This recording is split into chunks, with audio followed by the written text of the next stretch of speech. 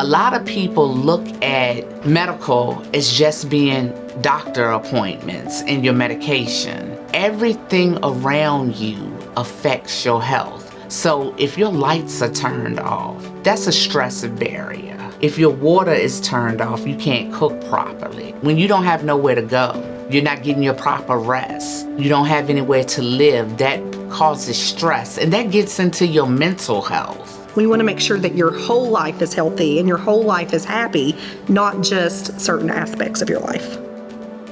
CHWs are integral to the communities they serve because they are trusted representatives of the communities. And so they can serve as liaisons between their neighbors, other residents, and health and human service agencies. Through that relationship and that connection, then they can help address both the health and health-related social needs that members of communities may have. We help people find resources within the community, and we help them navigate those resources. We help them navigate throughout the healthcare system and help them understand things. If they have financial needs, if they have food needs, a lot of my patients do not have the insurance, so I help them find those resources. Whether it's social services, whether it's social security, whether it's housing, whether it's SNAP benefits, Medicaid or Medicare, we are the link. We are the ones that actually go out and do the work and advocate for the client. You know, it's one thing to make a referral, but to walk somebody through that process and make sure that they actually get to the result that they need is very important. We had a gentleman come into our building who had been incarcerated 40 years plus. We took care of his medical needs, but he needed housing. He needed to learn how to use a cell phone, how to get a cell phone. So our first thing was, well, go back and see our community health worker, which was Janice. Janice sat with this particular person for several months, getting him everything that he needed to be comfortable. And he's not even a patient of ours anymore because he has his medical insurance. And she's seen to that. He has housing, she's seen to that. Telephones, she's seen to that. And that's just one of the many things that she does. With Tiffany, I met her, honestly, it's been close to 2 years ago. When I started working with her, she was homeless, living pretty far out of town. There's been so many wonderful things we've worked on together, and just seeing her be successful now is just worth every bit of it. Life would have been a lot harder without her help and everything. Way a lot harder. She's helped get us transportation when we were homeless, plus they would always give food out. We finally have a place we can call home. IPHI is providing funding for over 30 community health workers in 15 organizations across Virginia.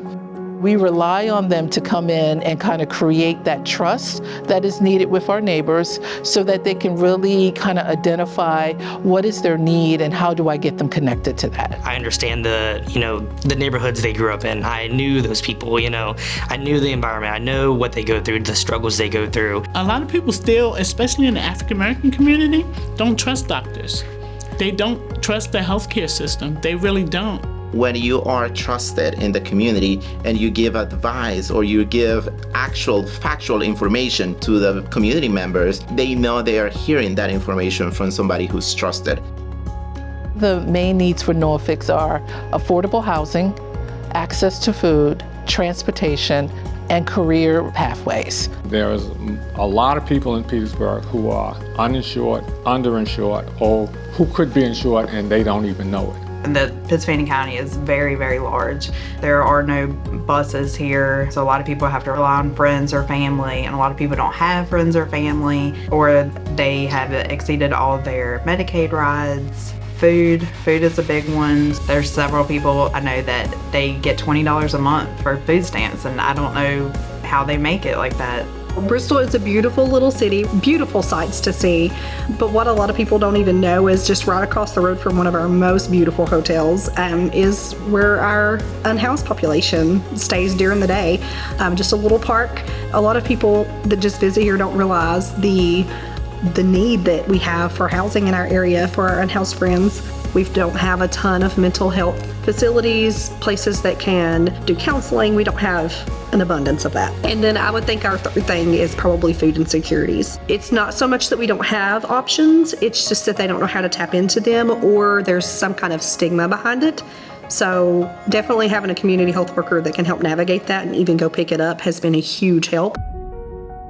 Integrating CHWs in all aspects of medicine is going to be the way of the future. It's going to be important to have them as boots on the ground, assuring that our populations we serve understand their health care.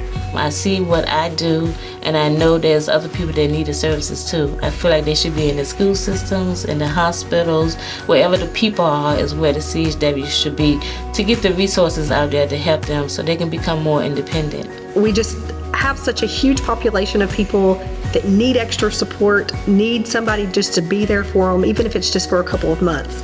Just be there for extra support to get them move in the right direction, and we don't have enough community health workers in our area for that.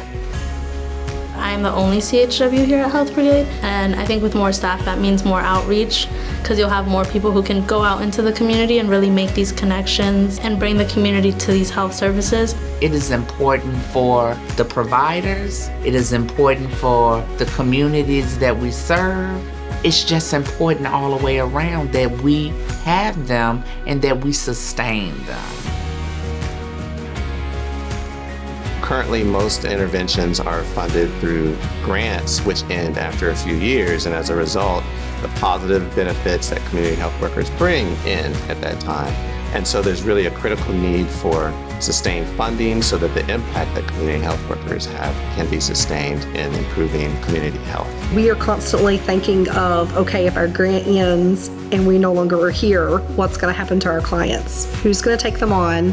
What's that going to look like? Without the funds, we would no longer be able to help those that need the help.